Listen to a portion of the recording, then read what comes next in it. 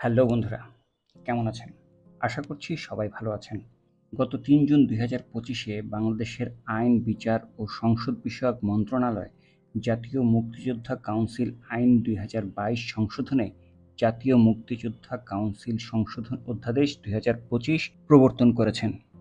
তাতেই চারদিকে নানা রকম আলোচনা-সমালোচনার ঝড় উঠল। রাজনীতি বা আইন নিয়ে আলোচনা করা আমার এই চ্যানেলের বিষয়বস্তু না। আমি যে আইনের ছাত্র বা আইন বেশ ভালো বুঝি এমনও নয়। তবুও যে সকল বিষয় নিয়ে আলোচনা হচ্ছে, মুক্তিযোদ্ধা, মুক্তিযুদ্ধের সহযোগী ও পাকিস্তানি সশস্ত্র বাহিনী এবং তাদের দেশীয় সহযোগী নিয়ে আমারও কিছু ব্যক্তিগত মতামত আছে। তাই আমরা পুরো বিষয়টাকে নিয়ে একটু ডিটেলসে আলোচনা করব। তো শুরু করা যাক। আপনাদের সবাইকে ওয়েলকাম জানাচ্ছি মোকাম্মেলস জার্নালের নতুন একটি এপিসোডে। ১৯৭২ সালে Bangladesh freedom fighters welfare trust order ১৯৭২, যা প্রেসিডেন্টস অর্ডারের মাধ্যমে প্রণয়ন করা হয়েছিল। এখানে ধারা ২-এর উপধারা ৫-এর এইচে ফ্রিডম ফাইটার্সের সংজ্ঞা দেওয়া হয়েছে। বলা হয়েছিল, any person who has served as a member of any force engaged in the war of liberation, but shall not include the serving member of the defense services, police, or the civil armed forces, or any government pensioner, or any other person having any regular source of income। যার বাংলা অর্থ করলে দাঁড়ায়, মুক্তিযুদ্ধ বলতে এমন কোনো ব্যক্তিকে বোঝায় যিনি মুক্তিযুদ্ধে নিযুক্ত যে কোনো বাহিনীর সদস্য হিসেবে দায়িত্ব পালন করেছেন, তবে প্রতিরক্ষা বাহিনী, পুলিশ বা বেসামরিক সশস্ত্র বাহিনীর কর্মরত সদস্য অথবা কোনো সরকারি পেনশনভোগী অথবা নিয়মিত আয়ের উৎস থাকা অন্য কোনো ব্যক্তিকে এর অন্তর্ভুক্ত করা হবে না। ২০১৮ সালে ৫১ নম্বর আইনে Bangladesh freedom fighter welfare trust order ১৯৭২ রহিত করে বাংলাদেশ মুক্তিযোদ্ধা কল্যাণ ট্রাস্ট আইন ২০১৮ প্রণয়ন করা হয়। এখানে ধারা ২-এর উপধারা ১১-তে বীর মুক্তিযোদ্ধার সংজ্ঞা প্রবর্তন করা হয়। সেখানে বলা হয়েছে, জাতির পিতা বঙ্গবন্ধু শেখ মুজিবুর রহমান কর্তৃক স্বাধীনতার ঘোষণায় সাড়া দিয়া যাহারা দেশের অভ্যন্তরে গ্রামে-গঞ্জে যুদ্ধের প্রস্তুতি ও আভ্যন্তরীণ প্রশিক্ষণ গ্রহণ করিয়াছেন এবং ১৯৭১ খ্রিস্টাব্দের ২৬শে মার্চ হইতে ১৬ই ডিসেম্বর পর্যন্ত বাংলাদেশের মহান স্বাধীনতা অর্জনের লক্ষ্যে পাকিস্তানি হানাদার বাহিনী ও জামায়াতে ইসলামী ও তাদের সহযোগী রাজাকার আল-বদর আল-শামস বাহিনীর বিরুদ্ধে মুক্তিযুদ্ধে সক্রিয় অংশগ্রহণ করিয়াছিলেন, এইরূপ সকল বেসামরিক নাগরিক এবং সশস্ত্র বাহিনী, মুজিব বাহিনী, মুক্তি বাহিনী ও অন্যান্য স্বীকৃত বাহিনী, পুলিশ বাহিনী, ইপিআর, নৌ কমান্ডো, কিলো ফ্লাইট আনসার বাহিনীর সদস্য এবং নিম্নবর্ণিত বাংলাদেশের নাগরিকগণ উক্ত সময়ে যাহাদের বয়স সরকার কর্তৃক নির্ধারিত বয়সসীমার মধ্যে বীর মুক্তিযোদ্ধা হিসেবে গণ্য হইবেন, যথা: ক. যে সকল ব্যক্তি মুক্তিযুদ্ধে অংশগ্রহণের লক্ষ্যে বাংলাদেশের সীমানা অতিক্রম করিয়া ভারতের বিভিন্ন প্রশিক্ষণ ক্যাম্পে তাহাদের নাম অন্তর্ভুক্ত করিয়াছিলেন। খ. যে সকল বাংলাদেশী পেশাজীবী মুক্তিযুদ্ধের সময় বিদেশে অবস্থানকালে মুক্তিযুদ্ধের পক্ষে বিশেষ অবদান রাখিয়াছিলেন এবং যে সকল বাংলাদেশী নাগরিক বিশ্ব জনমত গঠনে সক্রিয় ভূমিকা পালন করিয়াছিলেন। গ. যাহারা মুক্তিযুদ্ধকালীন গঠিত গণপ্রজাতন্ত্রী বাংলাদেশ সরকারের মানে মুজিবনগর সরকারের অধীন কর্মকর্তা বা কর্মচারী বা দূত হিসেবে দায়িত্ব পালন করিয়াছিলেন। ঘ. মুক্তিযুদ্ধে অংশগ্রহণকারী ও গণপ্রজাতন্ত্রী বাংলাদেশ সরকারের মানে মুজিবনগর সরকারের সহিত সম্পৃক্ত সকল MNA, member of national assembly, বা MPA, member of provincial assembly, যাহারা পরবর্তীকালে গণপরিষদের সদস্য, মেম্বার অফ কনস্টিটিউয়েন্ট অ্যাসেম্বলি হিসেবে গণ্য হইয়াছিলেন।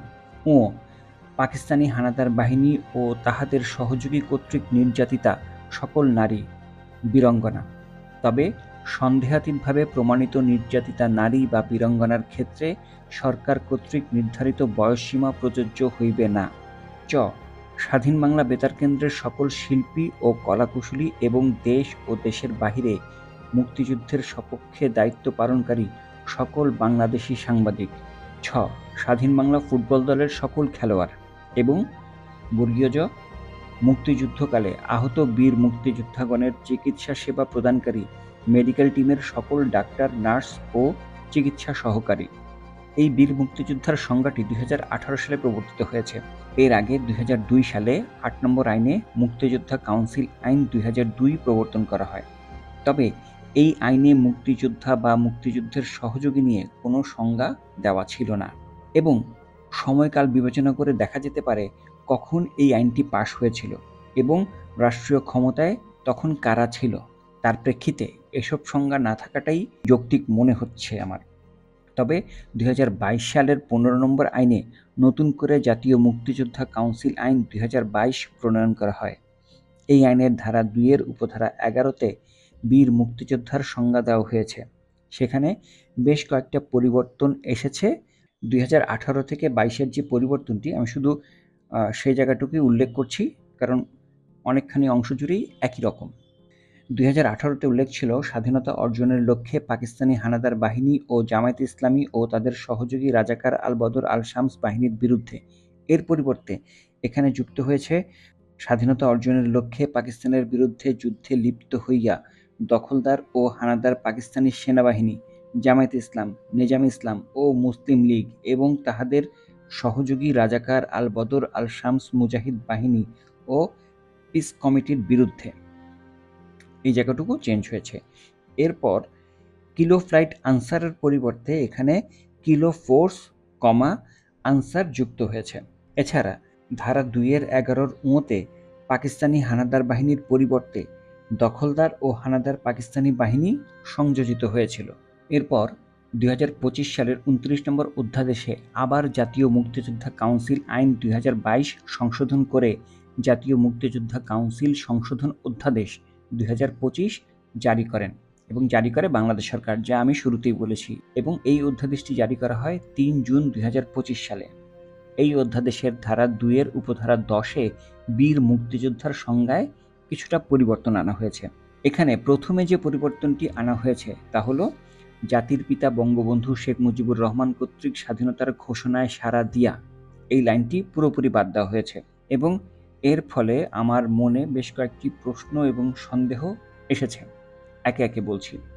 1, জাতির পিতা বঙ্গবন্ধু শেখ মুজিবুর রহমান স্বাধীনতার ঘোষণা তাহলে দেননি, দিলেও তা কেউ জানতো না বা শুনতে পায়নি। 2, যদি শুনেও থাকে 1971-এর 27শে মার্চ তৎকালীন মুক্তিযোদ্ধা মেজর জিয়া বঙ্গবন্ধুর পক্ষে স্বাধীনতা ঘোষণা করেননি বা করলেও সেটা আপামর জনসাধারণ শুনতে পায়নি। 3, আমাদের মুক্তিযুদ্ধ কোনো নেতৃত্ব ছাড়াই সংগঠিত হয়েছে। পাকিস্তানি বাহিনী আমাদের উপর ঝাঁপিয়ে পড়েছিল 26শে মার্চ মানে 25শে মার্চ রাত্রে। তারপর থেকেই আমরা আমাদের যা কিছু ছিল তাই নিয়ে পাকিস্তানি বাহিনীর বিরুদ্ধে প্রতিরোধ করে তুলি এবং একটা সময় যুদ্ধে জিতে যাই।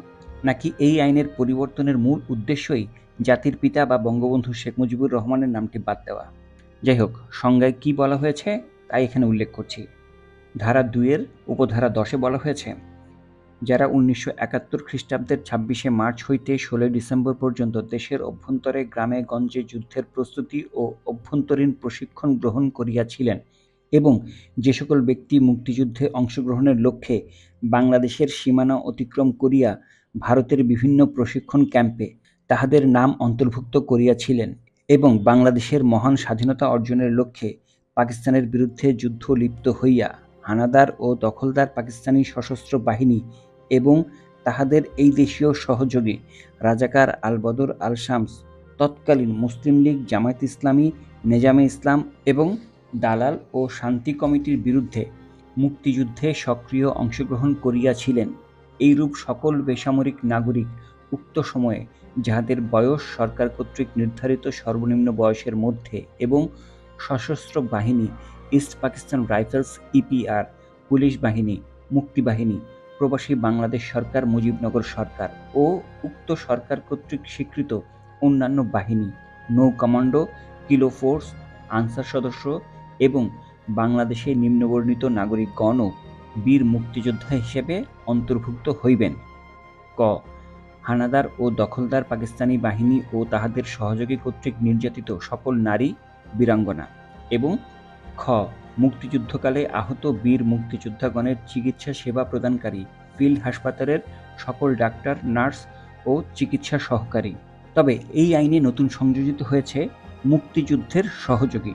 ধারা ২ এর উপধারা ১৫ অনুযায়ী যাহারা ১৯৭১ খ্রিস্টাব্দের ২৬শে মার্চ হইতে ১৬ই ডিসেম্বর পর্যন্ত বাংলাদেশের মহান স্বাধীনতা অর্জনের লক্ষ্যে দেশের অভ্যন্তরে বা প্রবাসে অবস্থান করিয়া বীর মুক্তিযোদ্ধাগণকে উদ্দীপিত করা এবং মুক্তিযুদ্ধকে বেগবান ও বাংলাদেশের স্বাধীনতা অর্জনকে ত্বরান্বিত করিবার প্রয়াসে সংগঠকের ভূমিকা পালন, বিশ্ব জনমত গঠন, কূটনৈতিক সমর্থন অর্জন এবং মনস্তাত্ত্বিক শক্তি অর্জনের প্রেক্ষাপটে নিম্নবর্ণিত যে সকল বাংলাদেশের নাগরিক প্রত্যক্ষভাবে অংশগ্রহণ ও সহযোগিতা করিয়াছিলেন, যথা: ক. যে সকল বাংলাদেশী পেশাজীবী মুক্তিযুদ্ধের সময় বিদেশে অবস্থানকালে মুক্তিযুদ্ধের পক্ষে বিশেষ অবদান রাখিয়াছিলেন এবং যে সকল বাংলাদেশী নাগরিক বিশ্ব জনমত গঠনে সক্রিয় ভূমিকা পালন করিয়াছিলেন। খ. যে সকল ব্যক্তি মুক্তিযুদ্ধকালীন গঠিত প্রবাসী বাংলাদেশ সরকার, মুজিবনগর সরকারের অধীন কর্মকর্তা, কর্মচারী বা দূত এবং উক্ত সরকার কর্তৃক নিয়োগপ্রাপ্ত ডাক্তার, নার্স ও অন্যান্য সহকারী হিসেবে দায়িত্ব পালন করিয়াছিলেন। গ. মুক্তিযুদ্ধকালীন গঠিত গণপ্রজাতন্ত্রী বাংলাদেশের প্রবাসী বাংলাদেশ সরকারের মুজিবনগর সরকারের সহিত সম্পৃক্ত এমএনএ, এমপিএ যাহারা পরবর্তীকালে গণপরিষদের সদস্য হিসাবে গণ্য হইয়াছিলেন। ঘ. স্বাধীন বাংলা বেতার কেন্দ্রের সকল শিল্পী ও কলাকুশলী এবং দেশ ও দেশের বাহিরে মুক্তিযুদ্ধের সপক্ষে দায়িত্ব পালনকারী সকল বাংলাদেশী সাংবাদিক এবং স্বাধীন বাংলা ফুটবল দল। ২০২৫ সালের আইনে আগে যে মুক্তিযোদ্ধার সংজ্ঞা ছিল তার পরিবর্তন করা হয়েছে এবং তাকে সরাসরি মুক্তিযুদ্ধে অংশগ্রহণকারী সামরিক, বেসামরিক ব্যক্তি, প্রবাসী বাংলাদেশ সরকার, বীরাঙ্গনা, আহত বীর মুক্তিযোদ্ধাদের চিকিৎসা সেবায় যারা সরাসরি জড়িত ছিল তাদেরকেই শুধুমাত্র মুক্তিযোদ্ধা হিসেবে চিহ্নিত করছেন। মানে মুজিবনগর সরকারের দ্বারা নিয়োগপ্রাপ্ত ডাক্তার, নার্স বা সহযোগী হলেই হবে না, তাদেরকে ফিল্ড হাসপাতালে থেকে আহত মুক্তিযোদ্ধাদের চিকিৎসা সেবা দিতে হতো। তবে এই আইনে একটি ফাঁক আমি দেখতে পাচ্ছি, সেটা হচ্ছে যারা মুক্তিযোদ্ধাদের চিকিৎসা সেবা দিয়েছে কিন্তু মুজিবনগর সরকারের নিয়োগপ্রাপ্ত ছিলেন না, তারাও এর অন্তর্ভুক্ত হবে। কারণ মুক্তিযুদ্ধের যে সংজ্ঞায় এই চিকিৎসকদের কথা বলা হয়েছে সেখানে বলা হয়েছে মুক্তিযুদ্ধকালে আহত বীর মুক্তিযোদ্ধাগণের চিকিৎসা সেবা প্রদানকারী ফিল্ড হাসপাতালের সকল ডাক্তার, নার্স ও চিকিৎসা সহকারী। কোথাও কিন্তু বলা হয়নি মুজিবনগর সরকার কর্তৃক নিয়োগপ্রাপ্ত। কিন্তু যারা নিয়োগপ্রাপ্ত বলছে তারা যদি ফিল্ড হাসপাতালে কাজ না করে থাকেন তাহলে তারা সরাসরি মুক্তিযোদ্ধা হিসেবে ভূষিত হবেন না, তাদেরকে মুক্তিযুদ্ধের সহযোগী বলা হবে। এবং এছাড়াও যারা এমএনএ ছিলেন কিন্তু মুজিবনগর সরকারের অংশ ছিলেন না, তারাও বাদ যাবে এই মুক্তিযোদ্ধা তালিকা হতে। সেই সঙ্গে যারা পৃথিবীব্যাপী বাংলাদেশের মুক্তির লক্ষ্যে জনমত তৈরিতে সহযোগিতা করেছিলেন বা স্বাধীন বাংলা বেতার কেন্দ্রের কলাকুশলী, শিল্পী বা স্বাধীন বাংলা ফুটবল দলের সদস্যদেরও মুক্তিযোদ্ধার তালিকা থেকে বাদ যাচ্ছেন। এবার আসি এই দেশীয় সহযোগী রাজাকার আল বদর, আল শামস তৎকালীন মুসলিম লীগ, জামায়াত ইসলামী, নেজামে ইসলাম ও দালাল ও শান্তি কমিটির মধ্যে শুধুমাত্র তৎকালীন শব্দে, মানে এইখানে শুধু তৎকালীন শব্দটি দিয়ে সেই সময়ের মুসলিম লীগ, জামায়াত ইসলামী, নেজামে ইসলামের কথা বলা হয়েছে। তৎকালীন বলতে ১৯৭১ সালের ২৬শে মার্চ হতে ১৬ ডিসেম্বর পর্যন্ত বোঝানো হয়েছে। অর্থাৎ ১৬ই ডিসেম্বর থেকে অদ্যাবধি যে মুসলিম লীগ, জামায়াত ইসলামী বা নেজামে ইসলামী এর অন্তর্ভুক্ত হবে না। এর মানে কি দাঁড়ায়? তৎকালে যারা যা ছিল তা তৎকালই শেষ, তাদের তৎকাল থেকে এনে বর্তমানে কোনো কিছু করা যাবে না বা বলা যাবে না, এমন কিছু কি? যদিও এই প্রসঙ্গে মুক্তিযোদ্ধা লেখক গবেষক মহিউদ্দিন আহমেদ তার ফেসবুক পোস্টে বলেছেন, সত্যিকারের মুক্তিযোদ্ধারা রাষ্ট্রীয় সম্মান পাননি, তিনিও তাদের একজন। তিনি প্রস্তাব করছেন মুক্তিযোদ্ধার ভাতা বন্ধ করতে, কারণ ভাতার গন্ধেই ধান্দাবাজেরা জুটছে।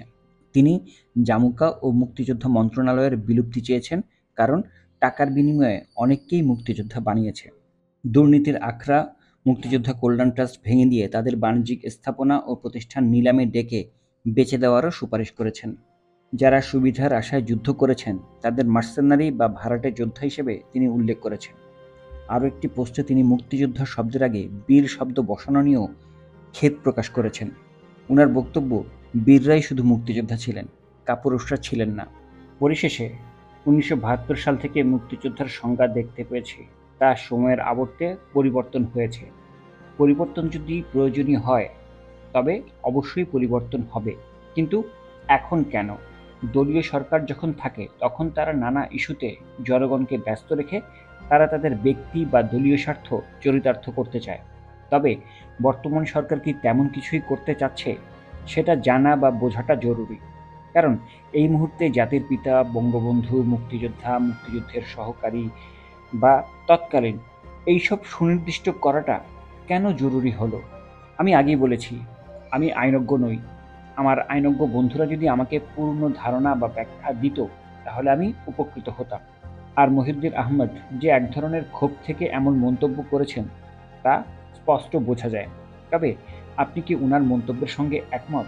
তাও চাইলে আমাদের সঙ্গে শেয়ার করতে পারেন। আমাদের দেশটা স্বাধীন হলো ৫০ বছরেরও বেশি হলো। এখনও আমরা ১৯৪৭ আর ৭১-এর আবর্তে আটকে আছি। আটকে আছি আমাদের হীনবদ্ধিতা, পরশ্রীকাতরতা ও অন্যকে প্রাপ্য সম্মান দেওয়ার অপারগতা থেকে।